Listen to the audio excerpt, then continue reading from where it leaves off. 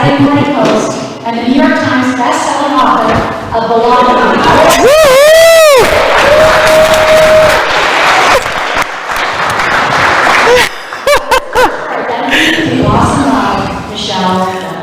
All right. Michelle's last library event was in 2012 at the behest of her longtime neighborhood neighbor and friend to the library board member, Anne Smith. Anne recently passed away, but her admiration and fondness for Michelle and the Murrow family was evident, and she would have been the first in line to buy along and overjoyed to see you on stage this afternoon. Anne. The Ideas Festival is sponsored by the Essex County Division of Cultural Affairs, a partner of the New Jersey State Council for the Arts, the Maplewood Library Foundation, the Friends of the Maplewood Library, Words Bookstore, big shout out to Carolyn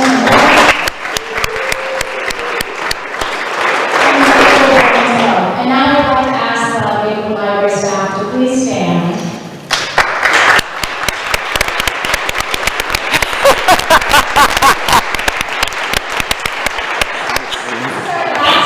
This year, and it's been an amazing festival, and I'd like to thank all of our staff for making this possible, and a special thank you to Joanne Beckridge, who's designed all of our posters and organized all of these events, and to Robert Nealon for all the technical assistance.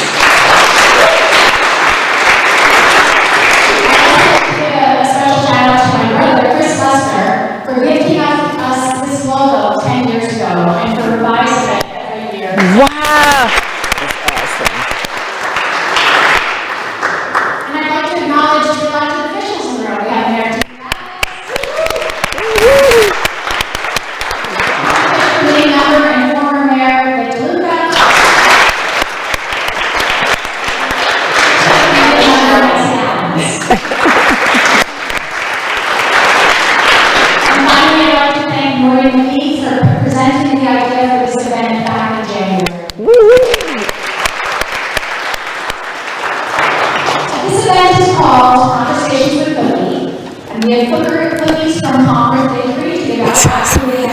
Yay!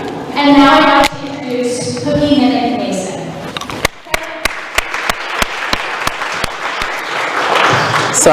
Minick Mason is a media host, entrepreneur, philanthropist, and activist. Her mission is to provide children with access to arts education and culture.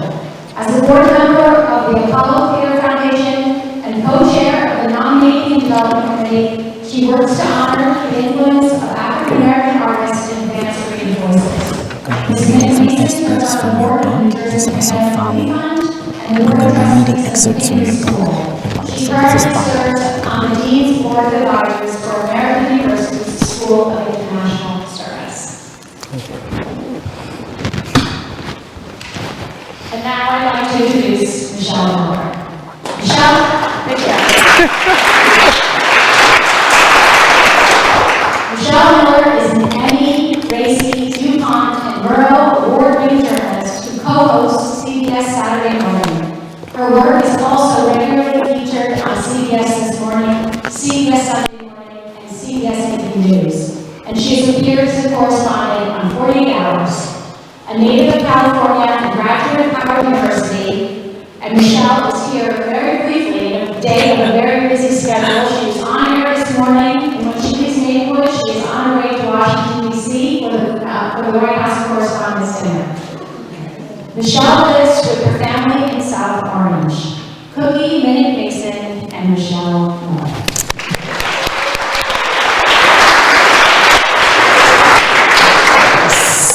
So I have to say that I'm extraordinarily honored and pleased to be able to have this opportunity to formally interview my close friend, Michelle Miller.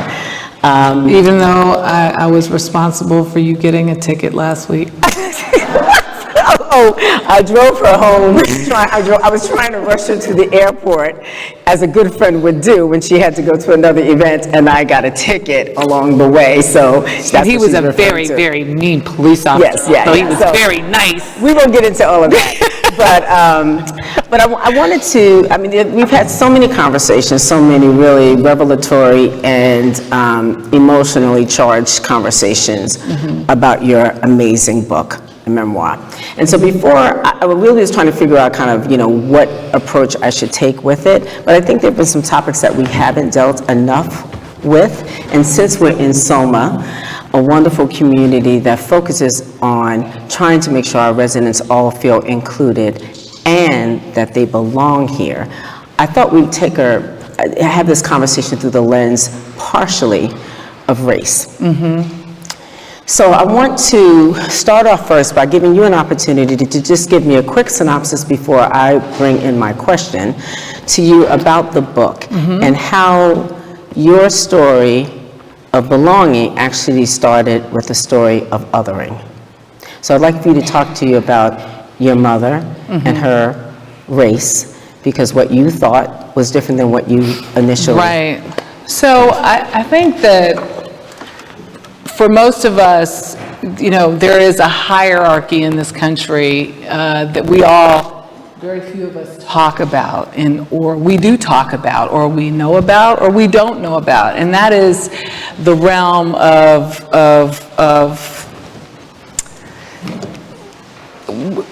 in our community, it's, light privilege, there's white privilege, there's light privilege, and that's the spectrum of the communities and the people who live throughout America.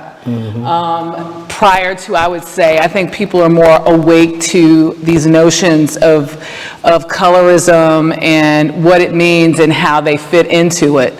If that's confusing to anybody, it should be, because it's ridiculous. But my mother's family, I'm certain, based on the description that I was given, fell into that pact, because there was this need to assimilate into whiteness, and she could do that because she was a European-looking Hispanic woman whose family were working class from Mexico, who I'm sure were discriminated against heavily. Southern California was like no place else. I mean, very much so in many respects, like every place else. But when it came to the bottom of the rung, I would say Mexican Americans were as far down as you could get. There was such discrimination, even with black people were discriminatory toward these new immigrants, and certainly, various other communities. And so I am only aware of what my mother told me at a later date that you'll discover once reading the book, about who she was, who her family was, where they fit into the realm of this, quilt work of a nation that we all come from. And to understand my belonging, to understand who I am, you have to understand that, I come from a very proud African-American clan. My grandmother was from Dallas, Texas. Her father was a Pullman porter. He had been born a child into slavery, but soon after, found a trade, and then made a great deal of money based on his work ethic and his personality. I'm sure I get it from Edward Burson. Because, he was a man of service. I mean, he served people on the train. He served people in the country clubs of Dallas, Texas, and he made a lot of money. And you only make a lot of money, I would presume, in that era, if people felt that you, one, were endearing and warm, and certainly I have no other idea what he must have put up with. His daughter was what we would call a Black American princess in Dallas, Texas, born in 1895. She grew up in a 16-room house with indoor plumbing, and she went to boarding school, and then he decided she was going off to Howard University in Washington, D.C. Imagine that journey on the train. Through the Deep South, you were born to some privilege, and then you were shipped through perhaps some of the absolutely most segregated aspects, and both, because I always believe, even during that hard time. There were kind people. I know there were. Absolutely. Because how else could we be here? So,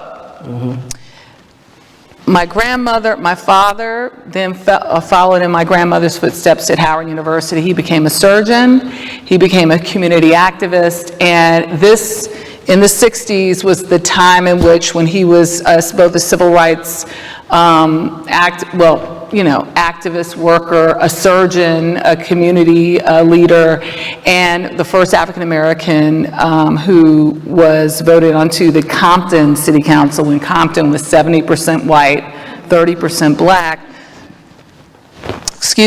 met my mother, who was a Mexican-American, and who they, were working, apparently were so they were enthralled by what was happening at that particular point in time. Here was a woman discovering her roots. She mentioned the fact that she went back to Mexico to discover her father's, where he was from, and like this reawakening of who she was and who her people were. And then meeting this man, albeit a married man who was unhappy in his marriage, but yet he was still married, engaging in this love affair, and 2 years in, she becomes pregnant with me. So I'm going to put a pin in that for a second. I know I like tell things. I tell long stories. No, Very no, short it's all stories good. long, don't I, Tommy? It's good, but it's a perfect place to put a pin into it, because one of the things I wanted to kind of delve into a little bit further was an idea that Mexican Americans had, and I do not speak Spanish, I speak German and French, so my Spanish is probably going to be wrong, don't come after me, but a saying that they have about what they used to call us as Negroes, but African Americans, blacks, whatever you want to say, is juntos per no revueltos, and that means together but not mixed. So if you look at the history, particularly in LA and in the West, sorry about that. Yeah. It's a little bit high. I know. So that's why, and Here, I'm so you short. cool it down. It was very common for them to pass. They didn't even consider themselves passing because they considered themselves to be white. So the question that I have for you is, when you discovered that your mother was actually Mexican and not white, one, did that change anything for you? Did you have a better understanding of why she was so reluctant to accept you? And if you don't know the backstory, the long story to this, or the backstory of this, is that to this day, Michelle she knows who her mother is, and her mother knows who she is, but her mother will not publicly acknowledge her. So no one on that side of the family knows of my existence.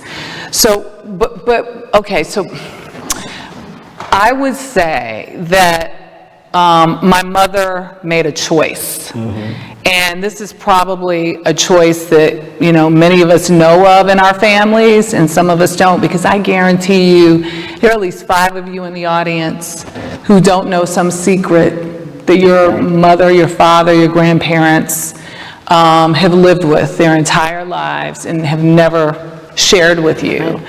And that was the choice, was when they found out that she was dating my father, just dating him. Didn't matter that he was a surgeon, didn't matter, they knew nothing else about him, but they found out she was dating him, and they said, it's him or us.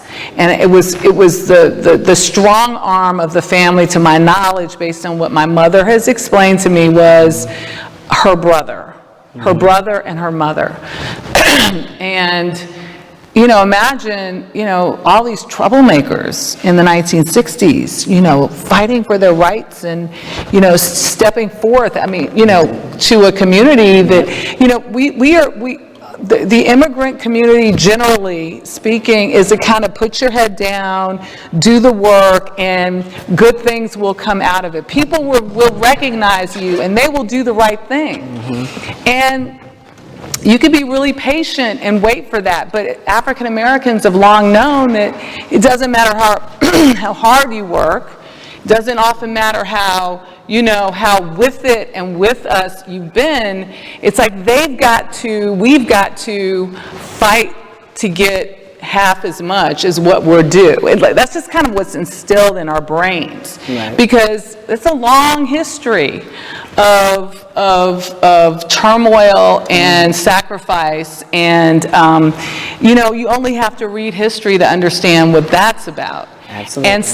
And the fact that I always say that communally, we're like a great people, because I would imagine having gone through this, the fact that we as a community still so forgiving and still so open and so embracing says a lot about our ethos. We really must either believe in the ultimate end game, or other life, or whatever it does, or that that it's important to be true and honest in community. Yeah. And that's what I love about Maplewood South Orange. And I think we believe people are inherently good. I do believe that. So I think that's. Or I think that's instilled in us. I mean, I don't think it's I think it is always instilled in us. Mm-hmm. So I want to go quickly, because I know we have a lot to cover, but I want to make sure that when one of the informative experiences, I talked about othering, right? So while you were there, you never quite felt like you fit in when you were growing up. Before, we're going to talk about Howard separately, and we're going to talk about privilege separately. But when you were growing up, going to elementary school, you write in your book about how you never quite felt yourself, whether it was because of the texture of your hair, whether it was the color of your skin, whether it was the fact simply that you didn't have a mother and all of your other friends did. Mm-hmm. But there was one pivotal experience that you talk about with a friend that you liked that really helped you refine and define your sense of identity. Which time? I know, we're going to get to the ones at Howard. Well, so no, I'm talking about, because there was a girlfriend. No, not that one. Oh, you mean the guy friend? The guy friend. The guy friend, oh, okay. But just talk about what your experiences were. So my experiences were so I grew up in South Central Los Angeles, and the kid, I looked different, mm-hmm. And because I looked different, I was oftentimes, people would say things like, oh, you have good hair. Mm-hmm. Okay. Not your or they would say, you don't look black. Or you don't look black. Who's your mother? Mm-hmm. And I didn't have answers for those questions. And then two, where is your mother? Right. Because my grandmother and my father were always, around in the orbit, but never a mother figure. Mm-hmm.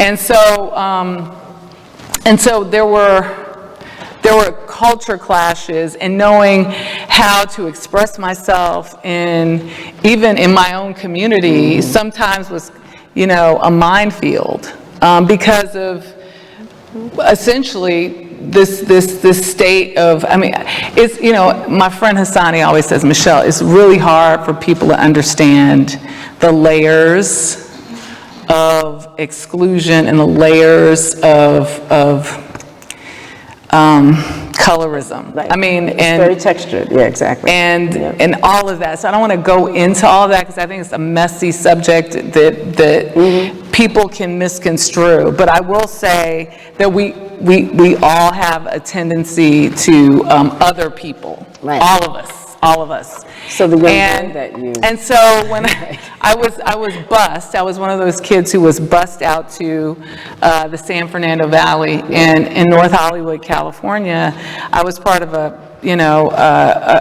cohort of kids who was in one of these programs, and there was just two black kids in it. Me and I don't know how many people watch Channel 2 Sports. Otis Livingston. You guys familiar with Otis? So I went to junior high school with Otis. Right. And we were ek and ak. He was my ace, yep. But he was also the popular kid. Right. He was smart. He was athletic, mm-hmm. and he was oh so popular. And I was smart, non-athletic, and also not popular. And so I was I was kind of heavy set. So the summer before my 9th grade year, I went to weight loss camp. Right. And I came back, and you couldn't say nothing about me. so I remember there was this boy who was kind of liked me, or at least I thought he did. And he would always ask me to, be his partner in this graphic arts class. And Otis was in the graphics arts class. And one day Otis and my friend Paul was Jewish and Otis, black kid, and they were having some kind of debate because we always talk about stuff. And so Otis they're walking up as me and this boy are there doing our silk screen, and Otis says, ask Michelle, she's black, she'll tell you. And Paul's, yeah, Michelle. And I was like, what? And I could feel it. It was like this whole, this split screen. It was like one of those split screens. It was all of a sudden we were on. And the boy next to me said, you're black. And I knew it. I was like, and the answer you give is the definition you will have to carry for the rest of your life. Right. It's also, if you don't answer this right, you will be in complete denial. It was like I knew, and I knew this. He was going to treat me differently. He was going to treat me differently based on his reaction. And I said, of course I'm black. What did you think I was? Right. And he said, I thought you were Jewish. And so I'm thinking, okay, well, I'll take that, right? And I thought, okay, well, I misread that. But the next day, he did not speak to me, and the day after that, he did not speak to me. And every time I looked in his direction, there was a grimace. And I thought to myself, what is it that he thinks I am inside? Does he think I'm some big bad wolf? Does he think I'm some evil person? What is it? What is so different from yesterday to today? And it was this stark reality of realization, this is that thing they call racism. Because you have to understand, my father never really talked to me about racism. I don't remember our parents really discussing it because it was quote unquote over. Yes. They had fought to eradicate it. Oh, and they did legally. But I think for those of us who grew up at the time, that first generation outside of the movement and the Civil Rights Act and the Voting Rights Act, that first generation who integrated were sort of living in this world of, okay, true de facto and de jure. De jure is over, de facto is the real. Exactly. And, sort of always questioning, wait, is it because of me, or is it because of some perception of me? And that's really the bottom line in everything we do. I have what's so great about this group is I have people I've worked with in here. Raise your hand. Tommy Big Love. And then I have people I lived right next to. Joanne, my neighbor, there she is back there. Right. So, and Tommy, we talk about, man, I would talk Tommy's ear off about things. And he would educate me. Tom Piccolo would tell me things about, living in New Jersey and his experiences as an Italian American and his experiences based on the types of stories that he covered. And the same thing with Joanne. We talk about things. And I guess my point is, I think that how do you have a separation when you have a conversation? And the thing that really hurt me in that instance was that this boy had conversations with me, and I thought he knew me. I thought I expressed myself. He was still somehow able to dismiss you and make you invisible, although he 14 years old. Where does that come from? Right, yeah. So I can only imagine the household he grew up in. Right. So let's move forward a little bit, because I want to get to Howard. The illustrious Howard University. HU, All right, now. There it is. So I want to read something from your book that you wrote. Man, Cookie, man, she's she does her research. Hey, that's what I have to do. All right. So you wrote in here, On the day in August 1985 that Aunt Edna and Paul dropped me off on the campus in Washington, D.C. and waved goodbye, I entered a bubble that celebrated blackness and black people in ways that our larger society had never even tried to envision. Of course, Howard did not only admit black students or hire only black faculty and administrative staff. Every ethnicity was represented on campus. But having attended majority white institutions for most of my life, I relished the experience of being in majority black academic environments for the first time since elementary school. I understood the Hispanic, Asian, and Native American mixed race students also wanting to be where people of color were well represented, but I was surprised by the white people I saw moving through the crowd of students who had chosen Howard as well. And later you just say, safe from the judgment and bigotry of the white gaze, students at Howard and other HBCUs find the experience so deeply restorative that it's no wonder that a disproportionate number go on to break through barriers as African American first and to populate the ranks of African American achievement.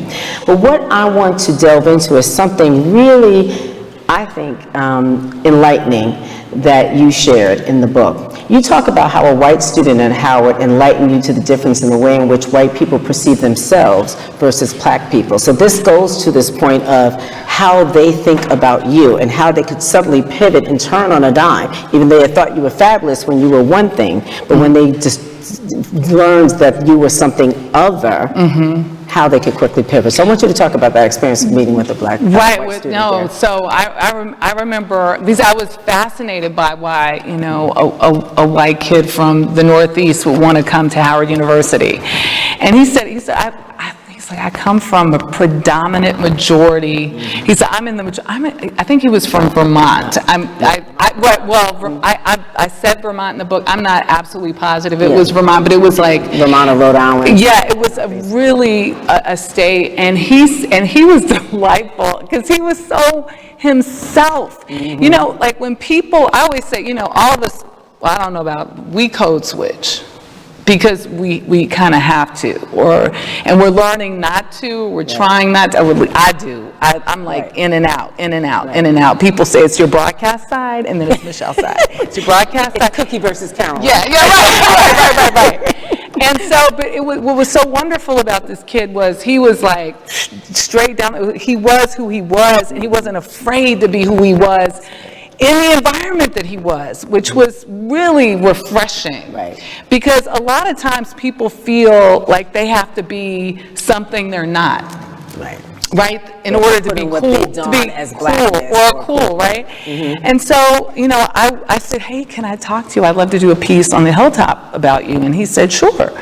And I remember asking him the question, I said, why did you want to come to Howard? And he said, because I wanted to feel what it was like to be a minority.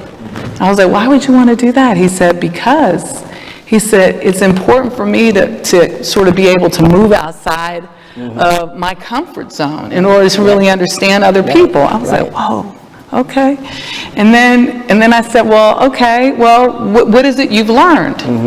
And he said, I learned a lot of people, you know, I've met some incredible people. Okay, that's really interesting. And then he kind of looked at me because I was just like I don't know why I was perplexed. But he said, you know what's important for me to impart to you is that, he said, you know, you know what the problem between white people and black people is? I said, no, what is the problem? So it's all right. He said, well, when white people think of themselves, when they think of beauty, they think of Cindy Crawford or Richard Gere. When they think of smarts, they think of Carl Sagan or, you know, Ben Franklin. Right? When they think of any one of the, like, just, you name a topic, they think of the best. That is who represents them. But when they think about black people, they think the worst. They don't think of W.E.B. Du Bois. They don't think of, or Du Bois. They don't think of Benjamin Banneker. They don't think of the guy who's the I can't even think, what's his name? The neurosurgeon, the twin that separated the twins? No, not him. The guy who's the science, you know, the... the astronomy. Yeah, That guy. You know, right? But unless you're talking sports or athletics, right? They don't think of them. And then he said, and then he said on top of it, and if they do, then for some reason, all of a sudden their blackness disappears. Right.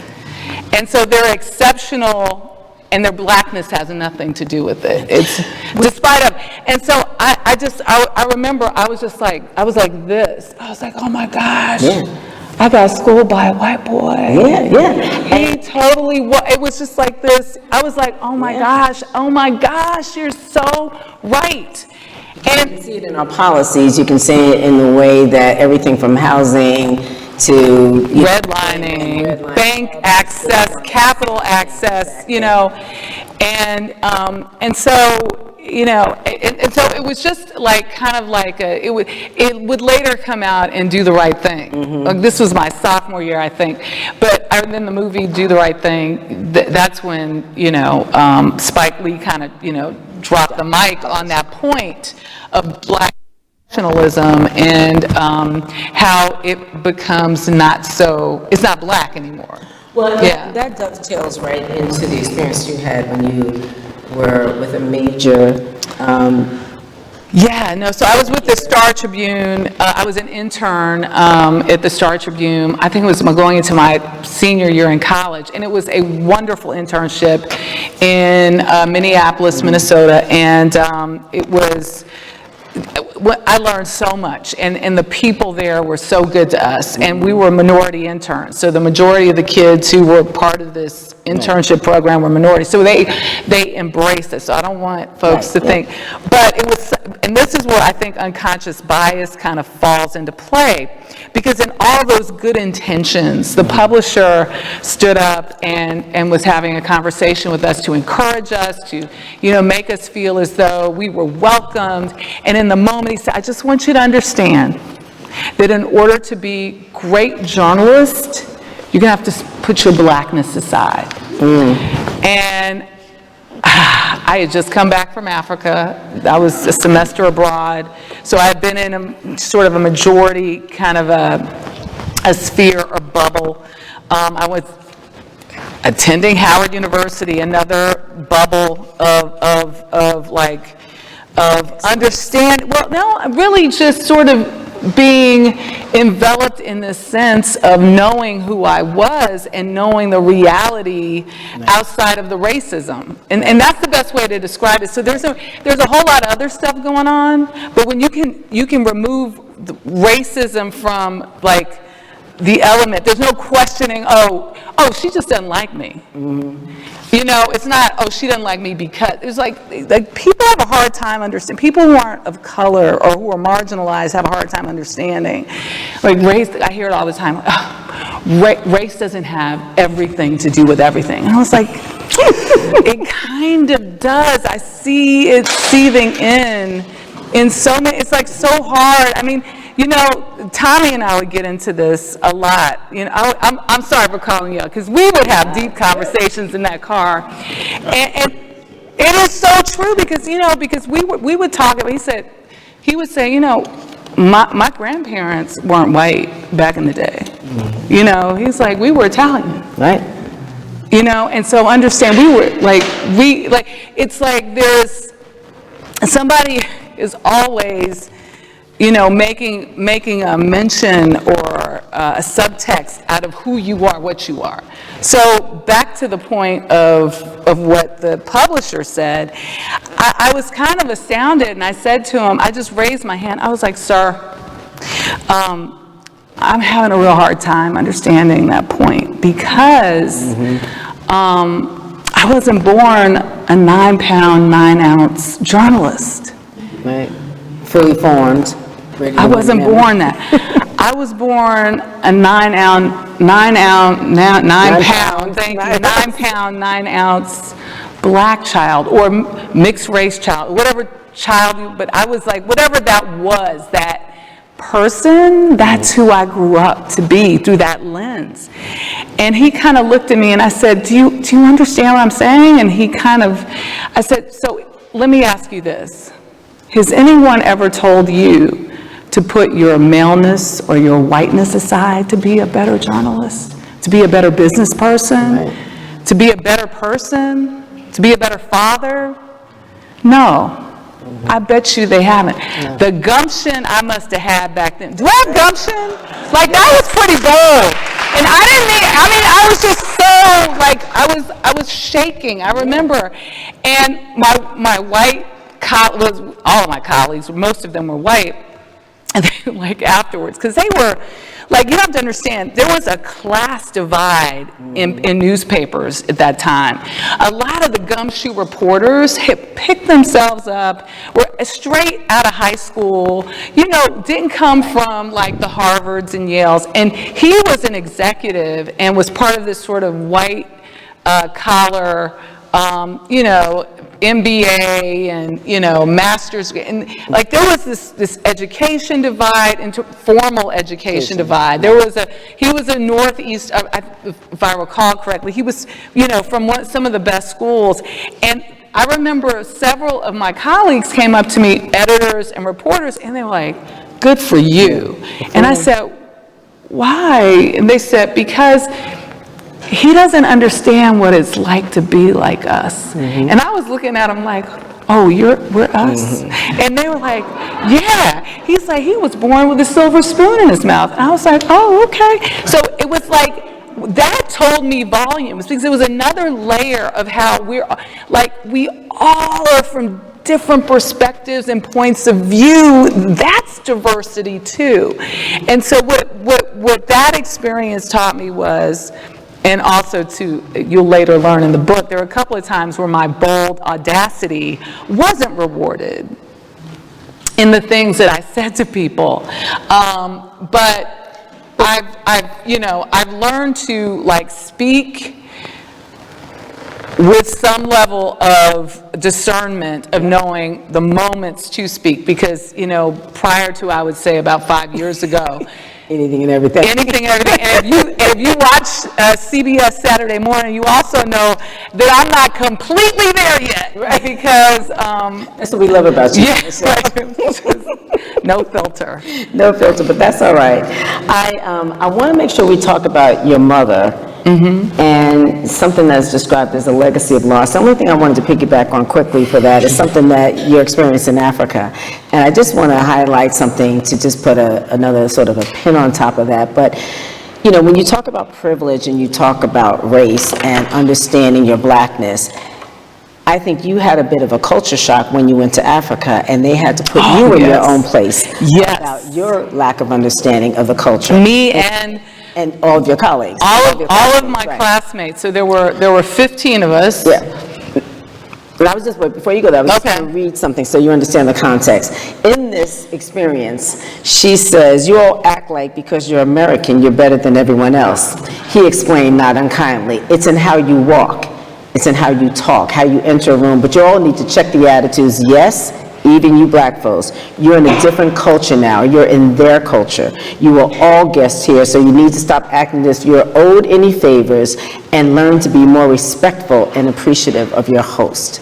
And I thought that was crucial in terms of bridging understanding about cultures, bridging understanding about when you're in someone else's country that you don't walk in with your privilege. And I think if we would contextualize that and bring that into our own environments here, when you go into our friends' homes or you're in different spaces, if you're at Howard University versus being at Harvard University, how do you make sure that you are respecting the culture and the people and not feeling that you need to take out your blackness because you're somewhere else, or take out your authentic self and change who you are? Well, I think for us, we thought, so here, like, there were 3 African American women in the program, and the rest was 1 male, and the rest, all of them, it was like, there were 3, so 12, thank you. There were 12 white college students, 1 was a male, and then there were the 3 of us who were black. And so, you know, we thought we were going back to Africa. This was our homeland, right? We thought we were going, you know, we felt it belonged to us. Privilege, yeah, everything belonged to us. Africa, right. And the funniest thing when you're walking down the street And we were learning Kiswahili, as what they were called, the Wazungu, which means foreigner. And we were like, why are they calling us Wazungu? We're not Wazungu. We're coming back home. You're my brother. And so the first 2 weeks we were there was some friction between a few of the girls and the three of us. Like, you know, you hear about it a lot now, like touching our hair. Like even these girls who were they would touch, not mine so much, but they would touch my other classmates' hair, like, because they had these long braids. Right. And they were always, is that real? Is that, I mean, like, just like, you know, they would touch us in ways that you know, you just wouldn't approach people. And there's like, if you read up on what that's about, you know, there's like this sense of ownership with you being like, feeling as though you can approach someone like that, and it's just not cool. And we didn't have words for it, but it made us very uncomfortable. And so Costas, who was like the leader of our program, who was a Greek American, who had lived in Africa, and had lived actually all over the world, and had been immersed in all sorts of cultures, sat us all down in this moment and explained everything to everybody. Right. And what was really amazing was he did not cut the corners about telling us all about ourselves. Right.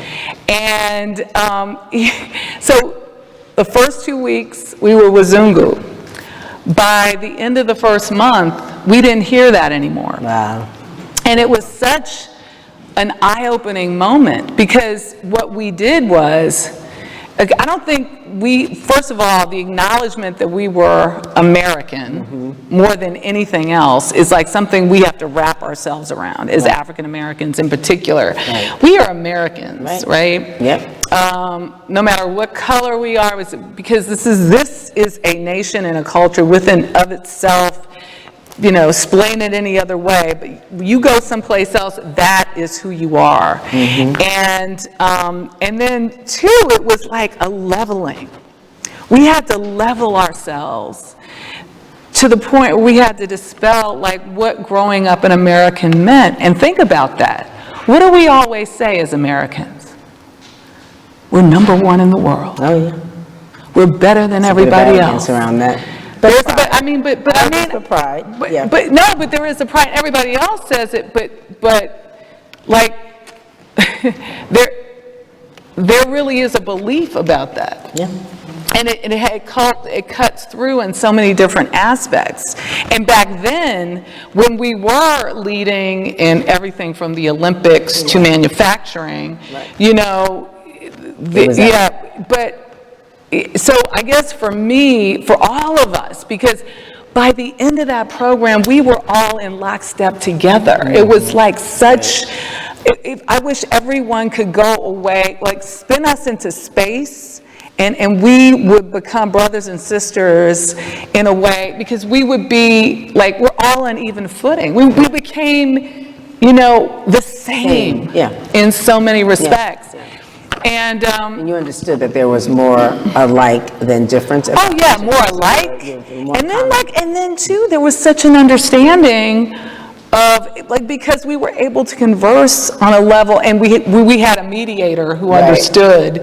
And we also, and what I'm saying is, it was just those 2 weeks. That first 2 weeks was really, that was like knocking through. And once we got through that, it was like, it's similar to what I always say about difficult conversations, right? You know, that you've heard the saying before, but difficult conversations lead to beautiful destinations. And it's that same concept of us being uncomfortable, getting comfortable with being uncomfortable. I think we have to have those hard conversations. Someone sometimes needs to check us. You know, I'm looking at my racial equity, accountability learners group over here. And so thank you all for coming too. And we had those conversations in our group sessions that were very difficult for us to deal with issues of race. And but at the end of the day, what we're hoping for is that those conversations will lead to a greater sense of belonging for all of us in the community. So I like how you work that in there. Oh yeah, hey, that's what I do. All right, so I want to to go really quickly, but this is really important because this is the crux of the book, right? But your book is just so, you talked about layering and texture, it's just so, replete with just amazing elements. And we didn't even get into the privilege piece about the amount of exposure, the degree of exposure that you had to some extraordinary people, which most of us don't have. If we have time, we'll get back to that. But what I want to talk to you about this is the protective measures that you put into place to be able to kind of deal with the absence of your mother. And, you describe it as compartmentalization, in the sense that you figured out a way to deal with the fact that your mother wasn't present. I want to share something with you that I read some time ago by an author, Hope Edelman, who had a book called Motherless Daughters, and she talks about this legacy of loss. And it refers to the emotional terrain that a young woman travels when she loses her mother, in this case, does not have a mother.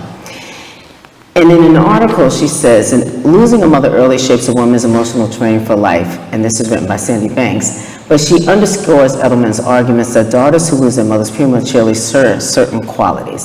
So I'm getting there, so just bear with me. But a keen sense of isolation, a sharp awareness of our own mortality, and the strong desire to give our children the kind of mothering we lost or never had. So we look elsewhere for nurturing but don't know how to receive it. We tend to be hyper-independent, always braced for rejection, and unable to ask for help. There's a sense of being adrift in the world. Lonely, sort of needy, but not wanting to need anyone because that's too scary. And as one child described her experience, she says, losing a parent when you're a child means you learn your loss as you go along. You not only learn to live without a parent, but you eventually learn what it means to live without. And so what I want to talk to you about is how you've described your relationship and your ideas about your mother in a very clinical sense, how you have compartmentalized what you needed to do to brace through, and even the comments that you mentioned the husband said to you when you first started dating him ties into that, right? In the sense and fear of loss, fear of rejection, fear of abandonment, because that was part of your psyche for so long. So that description is only half right. Okay, so talk to me. Let's keep it real, talk to me, come on. What's well, in particular, in terms of how I raised my children, because I think I raised my kids exactly the way I was raised. Okay. With the village. With the village. Village right here. We're gonna get the village. Where's Joanne left? Oh no. Yeah. But yeah, no. I would not have been able to raise my kids without my Washington Park community moms that were there, without my Jack and Jill community of moms. I would not have been able to do that. I just don't, because I don't function like a mom. Sometimes I think I'm missing the mom gene. I tell my friends that all the time. And I'm being real honest about it, because I think that some people, there are those of us who are born with all these other wonderful aspects, men too, you can be organized, you can be, and I think you can be a great mom, you just be instinctually a great mom. But no, let me finish this. Okay, it's really important. And I don't think I was born with the great mom gene, but that's okay. And I think for me, no matter how I long to be a great mom, if I see a mom who I feel is better than me, I'm like, there's Deidre, come on over here. Give some of that mother in the back. I mean, it really was kind of like that.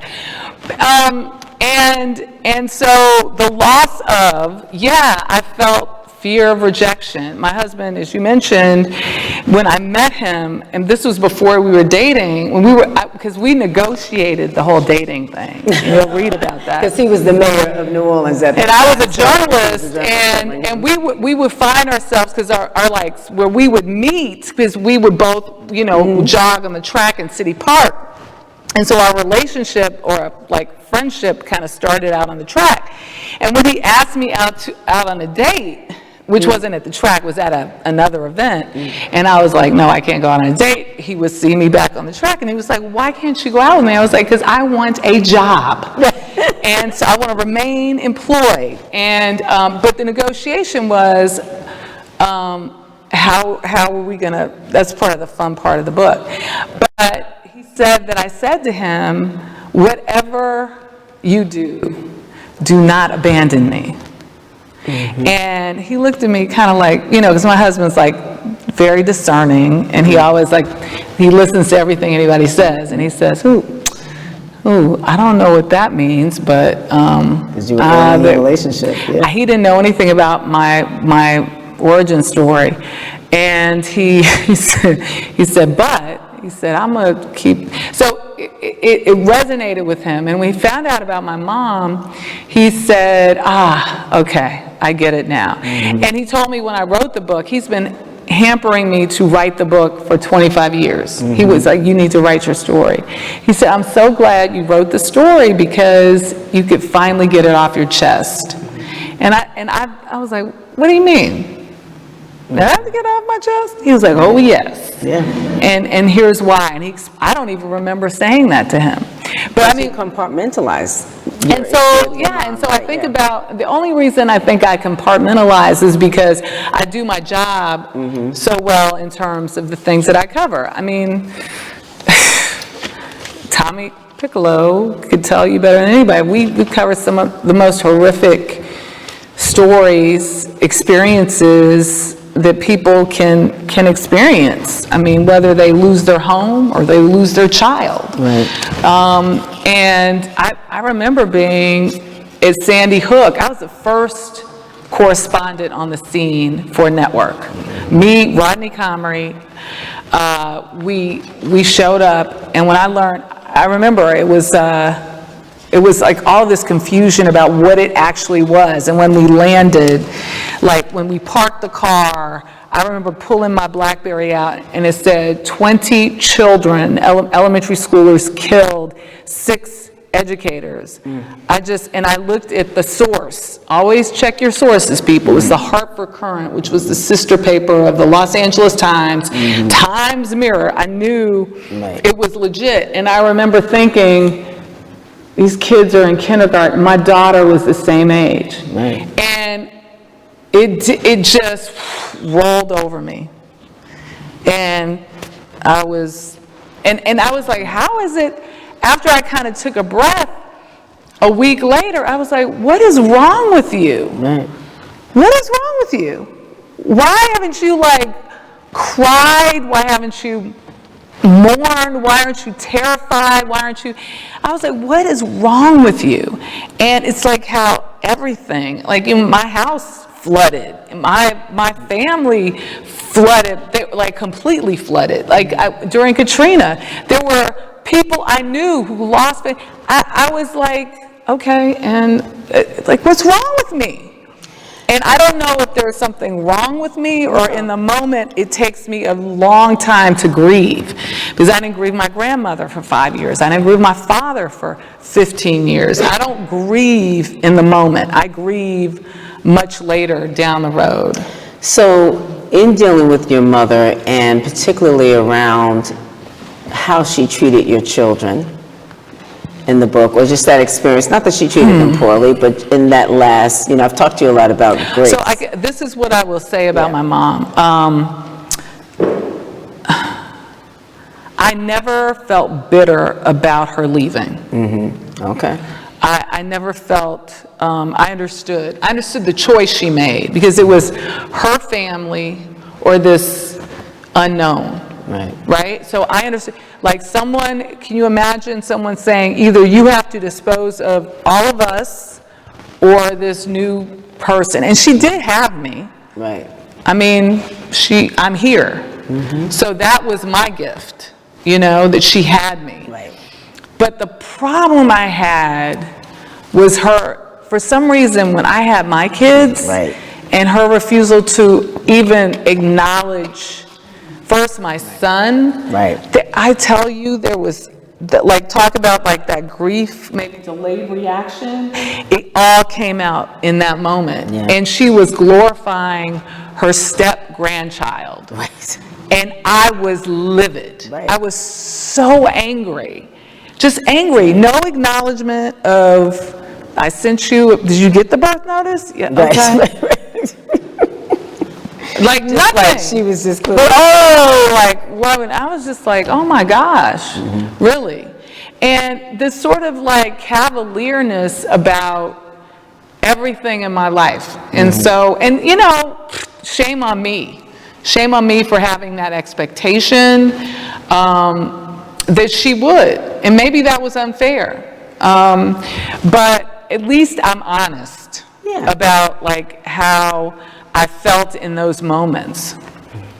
So I know we're going to have to watch on time. I could go on and ask you a few other questions, but I want to give you an opportunity to ask any particularly poignant questions before I close out, because I know she's got to get down to D.C. But I wanted to see if you had any questions before I went on to my last point or two. Do any of you have any questions? Go ahead. Yes, I can't see that. Hi. Oh, it's okay.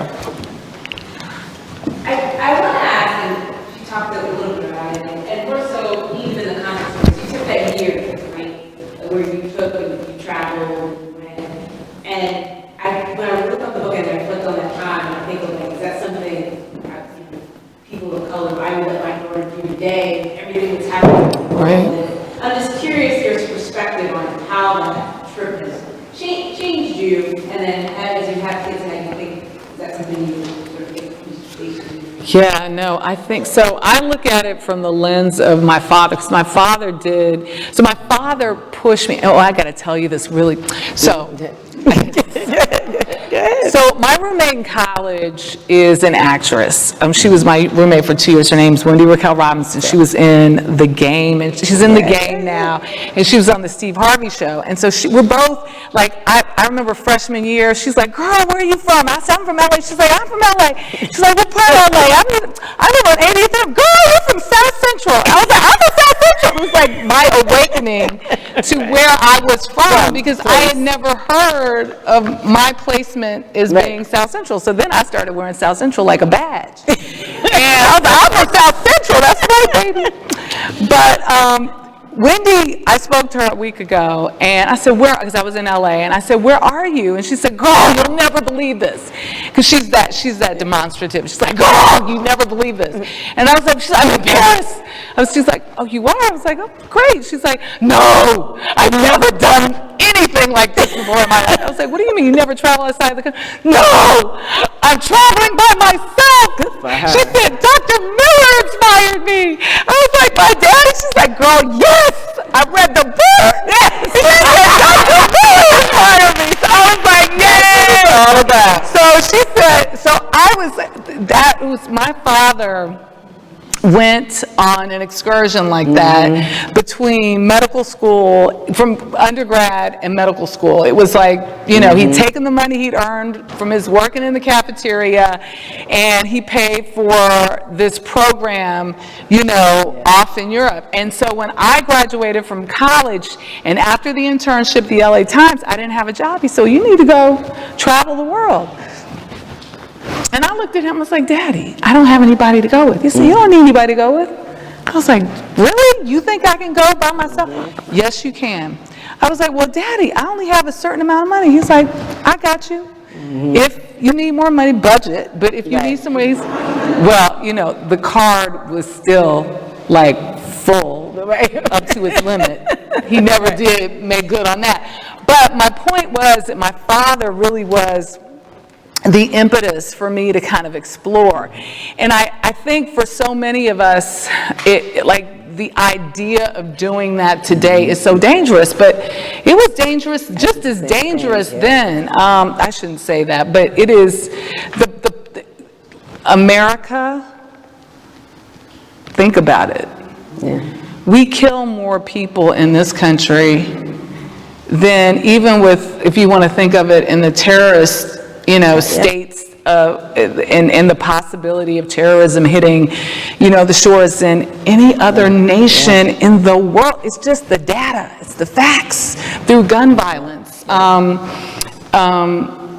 So, I mean, I don't know, the dangers out there. So I would say to people, even I would be a little reticent, because I think we're sort of living in this state where we feel safe in our own environments. But to your question, it was my father. It's kind of go fly and figure it out and explore and learn about people. And by the same token, he also told me to date a lot.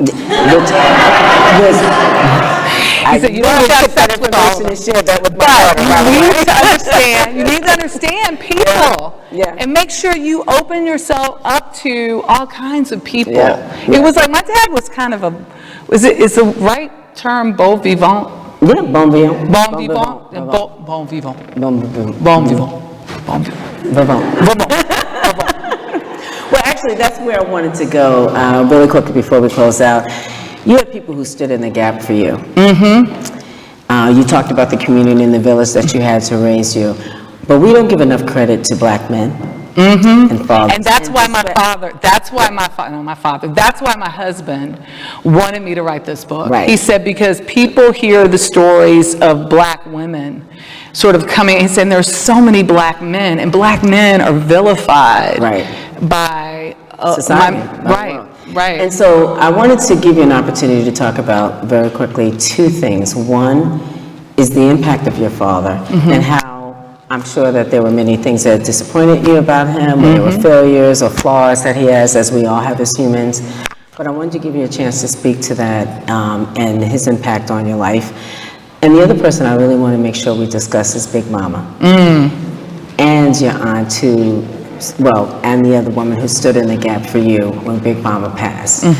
Because I think for many of us, I can think about all the aunties and uncles that we have. We call ourselves a village here where we have all the aunties and uncles, but I also can think of all the June bugs and the Papa and the Poochies and the Pookies that we've had in the world that really helped shape and inform us. Juniors, come on, I got them all. But I think what was really important about Big Mama, and you talk about the inability for you to grieve her for a short period of time, is that let me just say this. I want to dispute the fact that you don't have the mother gene. I know that's your choice, but I'm going to give you my opinion on that. You're an extraordinary mother who has raised two amazingly beautiful humans. So give yourself more credit. Stop having that imposter syndrome about your ability. This one here is always telling me that. Would Yes, you stop it? Because here's the thing. I live in guilt. I do. I live in it. But you shouldn't leave. You're carrying on the guilt and the shame and the feeling of loss and abandonment of your mother. And I said to you recently, you were blessed not to have been raised by her. Because if she could look at your children, and if she could look at you and your life and still walk away, shame on her.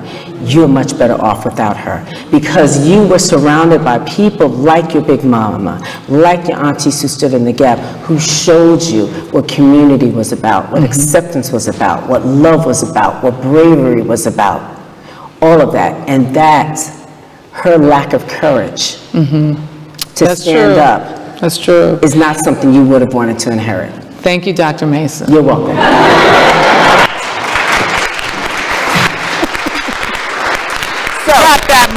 Drop that mic. Where's the mic? Okay, go ahead. Wait, I want to get your question. Go ahead. I first want to thank the library for organizing this. Thank you for coming. Special collection has the Howard University Graduate School of Tea 2000. And my question is from a perspective. I don't know if anybody has ever asked me this question, because when you mentioned when you were in Africa, there was a term that they would use. Yes. The country that I was originally from, Burkina Faso, light-skinned people, foreigners, we call them Nasara. So now I see what you were feeling. And when I came to the US, I was out of my comfort zone, and I felt like being at Howard University, surrounded by African Americans, I would feel more comfortable. But it wasn't that easy, even though I had an accent. Right. But I was able to make it through, and I'm accepted, and I have friends, and everything's great. But now, my question is, how is or how were your relationships with students that were originally from Africa, or colleagues that you had that are originally from Africa? Because it's being here, it's not that easy, and you experience that being in Africa. That's what I So it's so funny because my daughter, my bonus child, it was born in the United States but raised in Cote d'Ivoire. So she's West African by culture, her whole, like her demeanor and how she expresses herself. You know, I'm like this. And she's very demure and very, she's very poised. And the cultural landscape, like, was compounded by also, like, our relationship being a kind of the stepmom and her circumstance. Her set of circumstances aren't that far off from mine. So there was an understanding. I understood things, and like the cultural divide, outside of me being loud and boisterous, if you understand that. Maybe Burkina Faso is very different. Culturally, there are variations just like there are in region here in America. But you know, like my daughter's best friend through school, her parents are one's from Nigeria, one's from the Cameroon. So when I was, you know, coming up, I don't recall having close friends from Africa, but I know 20% of the Howard University population, as you well know, is foreign. So whether you're talking Bangladesh or Africa or the Caribbean, I had professors who were from Africa, Eritrea. I learned a great deal about, the divide between Ethiopia and Eritrea. Nobody ever heard of Eritrea. Right. Like, I never heard of it. But all of that saying, I understand what you're talking about, and that's whether that's like an African to American or a Haitian to American or any one of a number of other nations. We like to pick on folk. Yeah. It is just like, not when I say we, I mean we American, like we kind of do that. Like we live in this hierarchical society. Like, who was here first? Yeah. Who's been here longest? Exactly. And we also, who's here, and so what I try to do is recognize because we all have biases, right? We all have them. Who doesn't? Raise your hand. Who doesn't have a bias? Raise your hand. Like, we all have them. So I guess for me, it's always like picking those things apart when I became aware of the history of our great nation, of the histories that were absent in the telling of the collective story of this world. Right. And so, like, understanding that, like, what you're absent is like an absence of understanding, a clarity, and there's all sorts of judgments you can have on people because you're ignorant to the reality of the world at large. And I think that's why we really got to get to know one another and spend some time engaging in the histories and current events. So think about it. I'm in the news business. Right. Do you know how many places there are equal? I mean, there are things going on right now we have no clue of that are just as devastating or even more than what we tell about. Right. Right. But we are picking and choosing based on what we think is important to the people we are delivering the news to. And like when I got that, it was really important for me to be a storyteller. And what I love about CBS Saturday Morning is that we tell stories from across the globe, and that's my colleagues and myself alike. Jeff Lord did a story on Belize Oh, today. it's beautiful too. You know, on something called Blue Bonds. I told him I still don't understand what you're talking about. But the fact that he was stepping outside and, you know, you have a collective of understanding that, you know, here's a nation that has a natural resource that perhaps people now want to preserve, and how you can go about, you know, preserving that resource through bonding, because, you know, the nation defaults on its, you know, or whether I'm going down to, you know, Trinidad, or I'm going over to Senegal, and I'm telling the stories of, maybe it's not, you know, Africans, but maybe African Americans in Africa. And you know, I've told stories of Ethiopians and their, you know, diaspora to America. I mean, what I'm saying is, you know, it's important to tell stories out of the range of what we see or deem as important, because that just makes us the richer for it. Because then we are more appreciative of, you know, other folk. And, you know, I tell a lot of stories about Native Americans, tell a lot of stories about Irish Americans. I mean, I just love telling everybody's story, and I try to include everybody every chance I get. And I think that's a good place for us to close out and end. I would just say,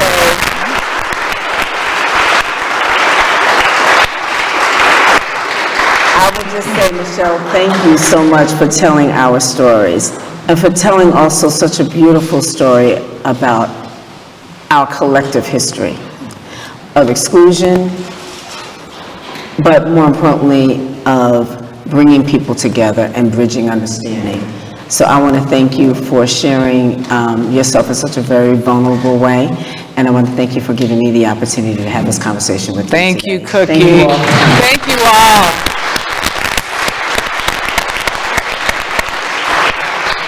And can I just say thank you to the community that is South Orange Maplewood. You may not realize it, but you are truly a special place. Yeah. Truly an engaging, wonderful space of family, friends, neighbors, and allies. So keep it up. I'm just so proud to be a part of this community.